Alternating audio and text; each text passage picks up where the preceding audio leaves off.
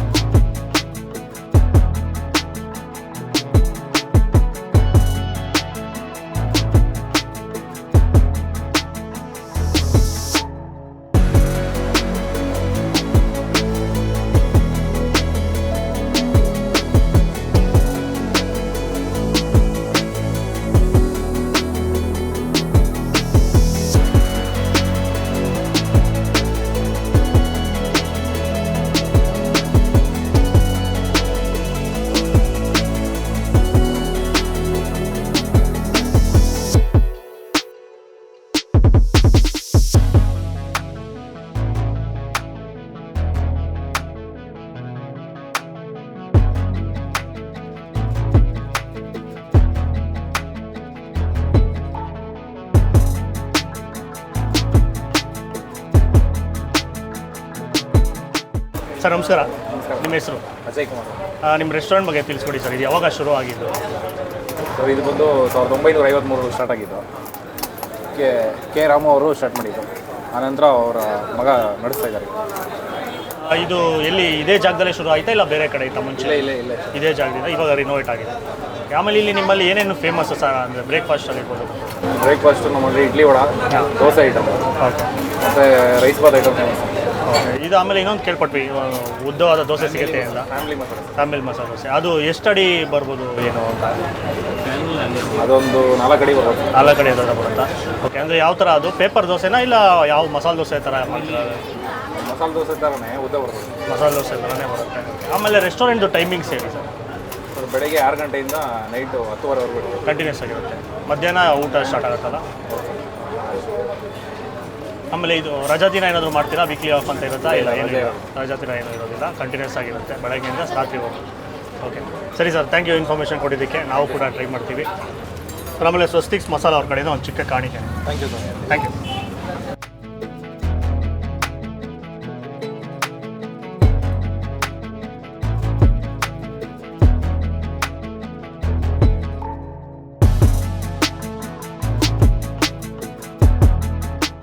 ಬ್ರೇಕ್ಫಾಸ್ಟ್ಗೆ ಒಂದೇ ಐಟಮ್ ತಿನ್ನಬೇಕು, ಹೊಟ್ಟೆ ತುಂಬೋಬೇಕು ಅಂದ್ಬಿಟ್ಟು ಒಂದೇ ಹೊತ್ತಿದ್ದೀವಿ. ಯಾಕಂದರೆ ಇನ್ನೂ ಬೇಜಾನ್ ಬೇಟೆಗಳಿದೆ ಇಲ್ಲಿ ಸುತ್ತಮುತ್ತ ಎಲ್ಲ ಹೋಗ್ಬೇಕಲ್ಲ, ಹೊಟ್ಟೆಯಲ್ಲಿ ಸ್ವಲ್ಪ ಖಾಲಿ ಇರಲಿ ಅಂದ್ಬಿಟ್ಟು. ಆಮೇಲೆ ಒಬ್ಬರ ಕೈಯಲ್ಲಿ ತಿನ್ನೋಕ್ಕಾಗಲ್ಲ, ಇನ್ನೊಬ್ಬ ಬೇಟೆಗಾರ ಬೇಕು. ಅದಕ್ಕೆ ಇಲ್ಲಿ ನಮ್ಮ ಟೀಮಲ್ಲಿ ಇರೋದಕ್ಕಿಂತ ದೊಡ್ಡ ಬೇಟೆಗಾರನ ಹಾಕೊಂಡಿದ್ದೀವಿ ಜೊತೆಯಲ್ಲಿ. ಸೊ ಸತೀಶ್ ಅವ್ರು ಇದ್ದಾರೆ ಗೋಲ್ಡನ್ ಥಾಟಲ್ಲು. ಮಧುವರ್ನ ಹಾಕೋಣ ಅನ್ಕೊಂಡೆ, ಬಟ್ ಅವರು ಒಂದು ತುತ್ತು ಒಂದು ಪೀಸ್ ತಿಂದ್ಬಿಟ್ರೆ ಹೊಟ್ಟೆ ತುಂಬೋಯ್ತು ಅಂತಾರೆ. ಸೊ ಅದಕ್ಕೆ ರಿಜೆಕ್ಟು. ಸಂತೋಷು ರಿಜೆಕ್ಟು, ಅವರು ತಿನ್ನೋಕ್ಕಾಗಲ್ಲ.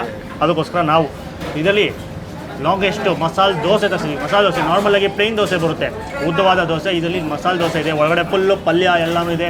ಆಮೇಲೆ ಇಲ್ಲಿ ಸಾಂಬಾರು, ಚಟ್ನಿ ಮತ್ತು ಇನ್ನೊಂದು ಥರ ಚಟ್ನಿ ಇಷ್ಟು ಕೊಟ್ಟಿದ್ದಾರೆ.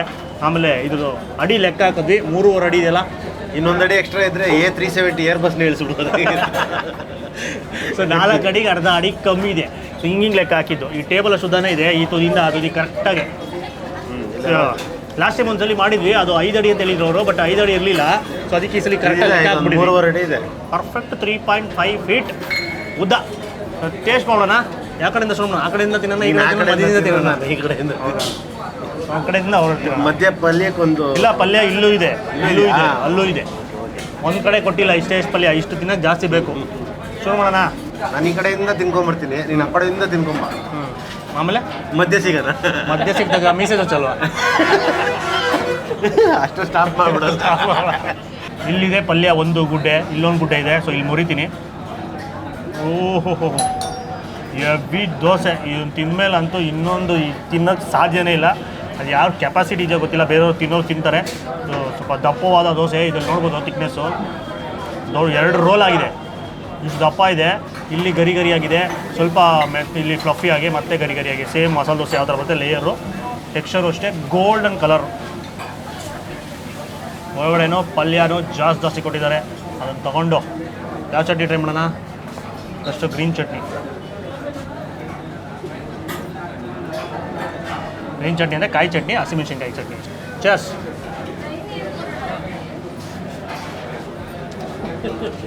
ಮಾಮೂಲಾಗಿ ಎಷ್ಟೊಂದು 10 ದೋಸೆ ಆಗುತ್ತೆ ಈ ದೋಸೆ ಇದರಲ್ಲಿ ಆಗ್ಬೋದೇನಪ್ಪ. ಯಾಕಂದರೆ ಒಂದು ರೋಲ್ ಇಲ್ಲ, ಇದು 3 ರೋಲ್ ಇದೆ. ಇದು ಫ್ಯಾಮಿಲಿ ದೋಸೆ ಅಂತ ಕೇಳಿ ಪಡೀರಿ. ಯಾಕಂದರೆ ಇದನ್ನು ಒಬ್ಬರು ಇಬ್ಬರು ತಿನ್ನೋಕ್ಕಾಗಲ್ಲ. 4-5 ಜನ ಇದ್ದಾಗ ತಿನ್ನುವಂಥ ಡಿಶ್ಶು. ಹೊರಗಡೆ ಫ್ಯಾಮಿಲಿ ರೂಮ್ ಥರ ಇದೆ, ಇನ್ನೂ ಉದ್ದ ಟೇಬಲು, 6 ಜನ ಕೂತ್ಕೊಳ್ಳೋ ಟೇಬಲ್ಗಳು ಇದೆ. ಅಲ್ಲಿ ಬೇಕಾದ್ರೆ ತೊಗೊಬೋದು ನೀವು, ದೊಡ್ಡ ಫ್ಯಾಮಿಲಿ ಬಂದಾಗ. ಇಬ್ಬರು ಕೈಲೂ ತಿನ್ನೋಕ್ಕಾಗಲ್ಲ, ಬಟ್ಟು ಚೆನ್ನಾಗಿದೆ. ಮೇಲ್ಗಡೆ ಲೇಯರ್ ಇದೆಯಲ್ಲ, ಅದು ಕ್ರಿಸ್ಪಿಯಾಗಿದೆ. ಅದು ಮಧ್ಯ ಫ್ಲಫಿಯಾಗಿ, ಅದೇ ಸ್ವಲ್ಪ ದಪ್ಪಗೆ ಸ್ಪಾಂಜಿ ಆಗಿರುತ್ತೆ. ಪಲ್ಯನೂ ಅಷ್ಟೇ ತುಂಬ ಮಸಾಲ ಬರೀತಾ ಇಲ್ಲ, ಒಳಗಡೆ ಫುಲ್ ಮಸಾಲೆ ಇಲ್ಲ. ಲೈಟ್ ಆದ ಆಲೂಗಡ್ಡೆ ಪಲ್ಯ, ದಪ್ಪ ಆಲೂಗಡ್ಡೆ ಪೀಸಸ್ ಹಂಗೆ ಸಿಗ್ತಾ ಇರುತ್ತೆ. ಚಟ್ನಿ ಸೂಪರ್, ಕಾಯಿ ಚಟ್ನಿ ಸಾಕಾಗಿದೆ. ಜಾಸ್ತಿ ಎತ್ಕೊಬೇಕು. ಏನೋ ಅಷ್ಟೊಂದು ನಾನು ಫಸ್ಟ್ ಖಾರ ಅಂದ್ಕೊಂಡೆ, ಬಟ್ ಖಾರ ಇಲ್ಲ. ನೀವು ಸಾಂಬಾರಾ? ಓಕೆ, ಸಾಂಬಾರು. ನಾನು ಇನ್ನೊಂದ್ಸಲಿ ಚಟ್ನಿ. ಸಾಂಬಾರು ಹೌದಾ? ಯಾವ ಥರ ಇದೆ? ಸ್ವೀಟ್ ಇದೆಯಾ ಇಲ್ಲ ಡಿಪ್ಪಿಗೆ ಹಾಕೊಳ್ಳೋ ಥರ ಇದೆ? ಹೌದಾ? ಹಂಗಾದ್ರೆ ತಿನ್ನಲೇಬೇಕು. ಸೊ ಇನ್ನೊಂದು ಬೈಟು. ಈಗ ಸಾಂಬಾರಿನ ಜೊತೆ ಬೇಕಾದ್ರೆ ಎಕ್ಸ್ಟ್ರಾನು ಕೊಡ್ತಾರೆ. ಕೊಡ್ತಾರೆ, ಬೇಕಾಗುತ್ತೆ. ಬೇಕಾಗ್ತದೆ. ಇದು ಉಡುಪಿ ಸಿಗುತ್ತಲ್ಲ ಅದೇ ಥರ ಸಾಂಬಾರು. ಸ್ವೀಟ್ ಚೆನ್ನಾಗಿದೆ, ಹಿಂಗು, ಲೈಟಾಗಿ ಸಿಹಿ ಅಂಶ ಅವೆಲ್ಲ ಬರುತ್ತೆ. ಇದು ವಡೆ, ಇಲ್ಲಿ ಇಡ್ಲಿ ವಡೆ ಸಿಗುತ್ತೆ, ಎಲ್ಲ ಸಿಗುತ್ತೆ. ಬ್ರೇಕ್ಫಾಸ್ಟ್ ಐಟಮು ಇಡ್ಲಿ ವಡೆ, ಚೌಚೌಬಾತ್ ಇರ್ಬೋದು, ನಾರ್ಮಲ್ ದೋಸೆಗಳು, ಪೂರಿ ಎಲ್ಲ ಸಿಗುತ್ತೆ. ವಡೆ ತಗೊಂಡಾಗ ಡಿಪ್ಪು ತೊಗೊಳೋದು ಮರಿಬೇಡಿ. ವಡೆ ಡಿಪ್ಪು ಮಸ್ಟ್ ಟ್ರೈ, ಇಲ್ಲಾಂದರೆ ಇಡ್ಲಿ ಡಿಪ್ಪು ಸಕಾಲಾಗಿರುತ್ತೆ. ಸಾಂಬಾರು ಸೂಪರ್ ಇದೆ. 2 ಬಟ್ಲು ಕೊಟ್ಟಿದ್ದಾರೆ. ಗ್ರೀನ್ ಚಟ್ನಿ 3 ಬಟ್ಲಿದೆ. ಕೆಂಪು ಚಟ್ನಿ ಬೇರೆ ಇದೆ, ಅದು 2 ಬಟ್ಲು ಕೊಟ್ಟಿದ್ದಾರೆ. ಅವ್ರು ಹೇಳ್ದಂಗೆ ಇನ್ನೊಂದ್ಸಲಿ ಕೇಳಿದ್ರೆ ಕೊಡ್ತಾರೆ. ಯಾಕಂದರೆ ಅವಶ್ಯಕತೆ ಇದೆ, ಇಷ್ಟು ದೊಡ್ಡ ರನ್ವೇನ ಖಾಲಿ ಮಾಡಬೇಕಲ್ಲ, ಅವಶ್ಯಕತೆ ಇದೆ. ಟೇಸ್ಟ್ ಹೆಂಗಿದೆ ಬ್ರೋ? ತುಪ್ಪ ಫೀಲ್ ಆಯ್ತಾ? ತುಪ್ಪ ಚೆನ್ನಾಗಿ ಜಾಸ್ತಿನೇ ಯಥೇಚ್ಛವಾಗಿ ಹಾಕಿದ್ದಾರೆ. ಇನ್ನೊಂದು ಈ ಕಾರ್ನರ್ಸು ಅವ್ರು ಮುರಿತಾ ಇದ್ದಾರಲ್ಲ, ಅದು ಸಖತ್ ಗರಿಯಾಗಿದೆ. ಕರುಮ್ ಅಂತ. ಇದು 1 ಕೈಯಲ್ಲಿ ತಿನ್ನೋಕ್ಕಾಗಲ್ಲ ದೋಸೆ, 2 ಕೈಯಲ್ಲೇ ತಿನ್ನಬೇಕು. ಆಮೇಲೆ ಆಹಾ, ತಿರುಗ್ತಾ ಇದೆ ತುಪ್ಪ, ಕ್ರಂಚಿ, ಸಾಕತ್ ಕ್ರಂಚಾಗಿದೆ. ಸೌಂಡ್ ಜಾಸ್ತಿ ಪಿಕ್ ಆಯ್ತದೆ ಗೊತ್ತಿಲ್ಲ, ಬಟ್ ಕರುಮ್ ಅಂತ ಇದೆ. ಹಂಗೆ ಆ ತುಪ್ಪ ಅದೆಲ್ಲ ಜಿನುಗುತ್ತೆ ಅಂತ. ಸೂಪರ್. ಈಗ ಬರೀ ಒಂದು ಸಾಂಬಾರು, ಬರೀ ಗ್ರೀನ್ ಚಟ್ನಿ ತಿಂದ್ವಿ. ಕೆಂಪು ಚಟ್ನಿ ಟ್ರೈ ಮಾಡೋಣ. ಶೇಂಗಾ ಚಟ್ನಿ ಚೆನ್ನಾಯ್ತಾ? ಇದೆ. ಕಡಲೆಕಾಯಿ ಚಟ್ನಿ ಅದಕ್ಕೆ ತಿಂದಿದ್ದು, ನಾನು ತಿನ್ನಲ್ಲ ಅವರು. ಸೂಪರಾಗಿದೆ. ನನಗೆ ಇವಾಗ ಇದೇ ಇಷ್ಟ ಆಗೋದು ಜಾಸ್ತಿ. ಲೈಟಾಗಿ ಅದರಲ್ಲೂ ಆ ಹುಳಿ ಪಂಚಲನೂ ಅದ್ಭುತ. ಚೆನ್ನಾಗಿದೆ. ಸ್ವಲ್ಪ ಪಲ್ಯ ಇವರು ದಪ್ಪ ದಪ್ಪ ಹಾಕ್ಬಿಟ್ಟಿದ್ದಾರೆ ಆಲೂಗಡ್ಡೆ ಇನ್ನು ಸ್ವಲ್ಪ ಮ್ಯಾಶ್ ಮಾಡಬೇಕು. ಮ್ಯಾಶ್ ಮಾಡಬೇಕು. ಒಬ್ಬೊಬ್ರು ಹಿಂಗೆ ತಿಂತಾರೆ. ಬಟ್ ಇಂಥ ದೋಸೆಗೆ ಮ್ಯಾಶ್ ಮಾಡಿದ್ರೆ ನೀಟಾಗಿ ಸಿಗುತ್ತೆ ಒಂದೊಂದು ಬೈಟ್ಗೂ. ನಮ್ಗೆ ಹೆಂಗಂದರೆ ಅದು ಆಲೂಗಡ್ಡೆ ಅಂತಲೇ ಗೊತ್ತಾಗಬಾರ್ದು. ನಮಗೆ ಮ್ಯಾಶ್ ಮಾಡಬೇಕು, ಈರುಳ್ಳಿ ಜಾಸ್ತಿ ಸಿಗಬೇಕು. ಆ ಥರ ಸಿಕ್ಕರೆ ಸಖತ್ ಇಷ್ಟ ಆಗುತ್ತೆ. ಈರುಳ್ಳಿ ಅವಾಗ ಸಾಸಿವೆ ಕಳಿಸ್ತಾ ಇರಬೇಕು. ಆಮೇಲೆ ಮಸಾಲೆ ದೋಸೆಗೆ ಇಲ್ಲಿ ಫುಲ್ಲು ಪುಡಿ ಹಾಕ್ತಾರೆ. ಈ ಕೆಂಪು ಇದೆಯಲ್ಲ ಎಲ್ಲ ಚಟ್ನಿ ಪುಡಿ ಬೇಜಾನ್ ಹಾಕಿರ್ತಾರೆ. ಅದು ಸಿಗುತ್ತೆ. ಅದು ಸಿಕ್ಕಿದಾಗ ಅದ್ರದ್ದು ಆ ಟ್ಯಾಂಗಿನೆಸ್ಸು, ಹುಳಿ, ಖಾರ ಅವೆಲ್ಲ ಫೀಲ್ ಆಗುತ್ತೆ.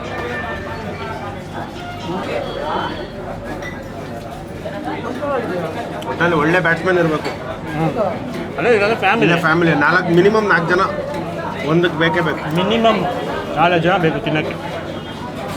ಯಾಕಂದರೆ ಜಾಸ್ತಿ ತೆಳ್ಳಗೆ ಪೇಪರ್ ದೋಸೆ ಥರನೂ ಇಲ್ಲ, ದಪ್ಪ ದಪ್ಪ ಮಸಾಲೆ ದೋಸೆ ಥರ, ಎಕ್ಸಾಕ್ಟ್ ಮಸಾಲೆ ದೋಸೆ ಥರ ಐತೆ. ಎಕ್ಸಾಕ್ಟ್ ಆಗಿದೆ. ನಾರ್ಮಲಾಗಿ ಎಲ್ಲ ಏನು ಕೊಡ್ತಾರೆ ಅಂದರೆ ಉದ್ದ ದೋಸೆ ಅಂದರೆ ಪೇಪರ್ ದೋಸೆ ಥರ ಕೊಟ್ಬಿಡ್ತಾರೆ. ನಾವು ಆಲ್ರೆಡಿ ಒಂದು ವಿಡಿಯೋ ಮಾಡಿದ್ವಿ ಬೆಂಗಳೂರಲ್ಲಿ. ಇನ್ನೊಂದು ಜಾಗ ಇದೆ ವಿಲ್ಸನ್ ಗಾರ್ಡನ್ ಅಂತನೋ ಎಲ್ಲೋ, ಅಲ್ಲೂ ಒಂದು ಇದೇ ಥರ ಉದ್ದ ದೋಸೆ ಕೊಡ್ತಾರೆ. ಅದನ್ನ ಇನ್ನೂ ಟ್ರೈ ಮಾಡಿಲ್ಲ. ಬಟ್ ಇಲ್ಲಂತೂ ಸಖತ್ ಇಷ್ಟ ಆಯಿತು. ಪಕ್ಕ ಮಸಾಲೆ ದೋಸೆ ಥರ ಕೊಟ್ಟಿದ್ದಾರೆ, ಉದ್ದವಾದ ಮಸಾಲೆ ದೋಸೆ. ಅದ್ಭುತ. ಇದು ಬಿಟ್ಟು ಇಲ್ಲಿ ಚೈನೀಸ್ ಕೂಡ ಸಿಗುತ್ತಂತೆ. ಮಧ್ಯಾಹ್ನ ಬಂದರೆ ಊಟ ಮೀಲ್ಸ್ ಇರುತ್ತೆ. ಜಾಸ್ತಿ ಜನ ಬಂದು ಬಾಳೆ ಎಲೆ ಊಟ ತಿನ್ಕೊಂಡು ಹೋಗ್ತಾ ಇರ್ತಾರೆ.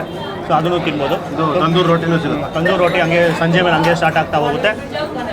ಸೊ ಒಂದು ಒಳ್ಳೆ ಸ್ಟಾಪು. ನೀವು ದೇವನಹಳ್ಳಿಗೆ ಬಂದಾಗ ಒಂದು ಪ್ಯೂರ್ ವೆಜ್ಜಲ್ಲಿ ರೆಸ್ಟೋರೆಂಟಲ್ಲಿ ಏನೋ ಊಟ ಮಾಡಬೇಕು, ಟಿಫನ್ ಮಾಡಬೇಕು ಅಂದರೆ ಕಣ್ಮುಚ್ಕೊಂಡು ಬಂದ್ಬಿಡ್ಬೋದು. ರಶ್ಶು ಕೂಡ ಹಾಗೆ ಇರುತ್ತೆ. Self service. ಆಮೇಲೆ ಇನ್ನೊಂದು ಕೇಳ್ಪಟ್ವಿ, ಇಷ್ಟರಲ್ಲಿ ಇನ್ನೊಂದು ತಿಂಗಳಲ್ಲಿ ಏನೋ ಸರ್ವಿಸ್ ಹಾಲ್ ಓಪನ್ ಮಾಡ್ತಾ ಇದ್ದಾರಂತೆ ಮೇಲ್ಗಡೆ. ರಿನೋವೇಟ್ ಮಾಡ್ತಾ ಇದ್ದಾರೆ, ನಡೀತಾ ಇದೆ. ಸೊ ಅಲ್ಲಿ ಸರ್ವಿಸ್ ಕೂಡ ಸಿಗುತ್ತೆ ನೆಕ್ಸ್ಟು. ಸೊ ಈ ವಿಡಿಯೋ ರಿಲೀಸ್ ಆಗಿ ಒಂದು ಸ್ವಲ್ಪ ದಿವಸ ಆದಮೇಲೆ ಬೇಕಾದ್ರೆ ನೀವು ಬಂದ್ಬಿಟ್ಟು ಆರಾಮಾಗಿ ಕೂತ್ಕೊಂಡು ಕೂಡ ತಿನ್ಬೋದು. ಆ ಫೆಸಿಲಿಟಿನೂ ಇರುತ್ತೆ. ಇವಾಗ ಬಂದು ಬರೀ ಇದೇ ಇರೋದು ಸೆಲ್ಫ್ ಸರ್ವಿಸು. ಬೈಕರ್ಸ್ ಈ ಕಡೆ ರೈಡ್ ಗಿಡ ಬಂದರೆ ಬೆಳಗ್ಗೆ ಬ್ರೇಕ್ಫಾಸ್ಟ್ ಮಾಡ್ಕೊಬೋದು. ಇವತ್ತು ನಾವು ಮಾಡ್ತಿರೋ ವೀಡಿಯೋ ಎಲ್ಲ ಪ್ಲ್ಯಾನ್ ಮಾಡೋದು ಅದೇ ಥರನೇ. ಈ ಬೈಕರ್ಸ್ಗಳು ರೈಡ್ ಬರೋರ್ಗೂ ಹೆಲ್ಪ್ ಆಗುತ್ತೆ, ಮತ್ತು ಕಾರಲ್ಲಿ ಲಾಂಗ್ ಡ್ರೈವ್ ಬರೋರ್ಗೂ ಹೆಲ್ಪ್ ಆಗುತ್ತೆ, ಮತ್ತು ಈ ಕಡೆ ಟ್ರಾವೆಲ್ ಮಾಡೋರ್ಗೂ ಅಷ್ಟೇ. ಅದ್ಭುತ ಇದೆ. ಈಗ ನಮ್ಮ ಹುಡುಗರು ಎಲ್ಲರೂ ತಿನ್ನಬೇಕು. ನಾವು 5 ಜನ ಬಂದಿದ್ದೀವಿ. ಸೊ ನೀಟಾಗಿ ಖಾಲಿ ಆಗುತ್ತೆ. ತಿಂದ್ಬಿಟ್ಟು ಆಮೇಲೆ ಸಿಗ್ತೀವಿ ಒಂದು ಸಣ್ಣ ಬ್ರೇಕ್ ನಂತರ.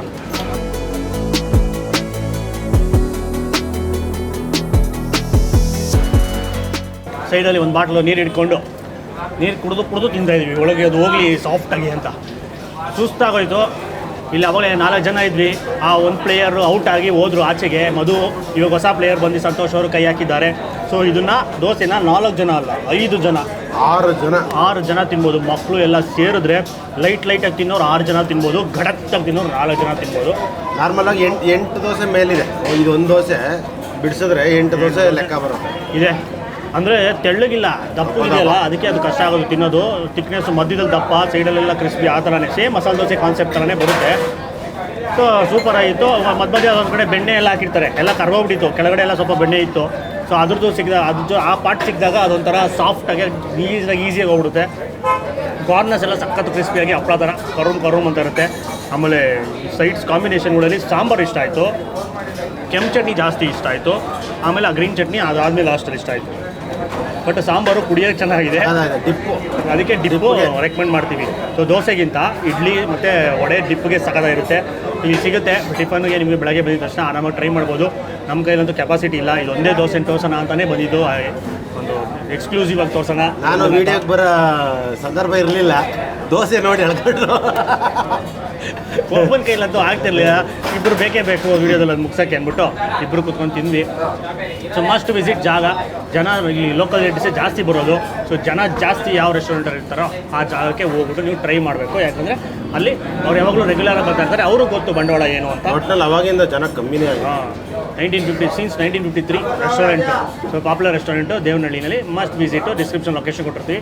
ಪಾರ್ಕಿಂಗ್ ಎಲ್ಲ ರೋಡ್ ಆ ಕಡೆ ಆ ಸೈಡ್ ಕಷ್ಟ. ಬೈಕು ಓಕೆ, ಬೈಕೆಲ್ಲ ಇಲ್ಲೇ ನಿಲ್ಸ್ಕೊಬೋದು. ಇದು ಅಂಗಡಿ ಮುಂದೆನೇ. ಇಲ್ಲಿ ಕಾರೆಲ್ಲ ಅಂದರೆ ಆ ಕಡೆ ನಿಲ್ಸ್ಬಿಟ್ಟು ಬರಬೇಕಾಗುತ್ತೆ. So must visit.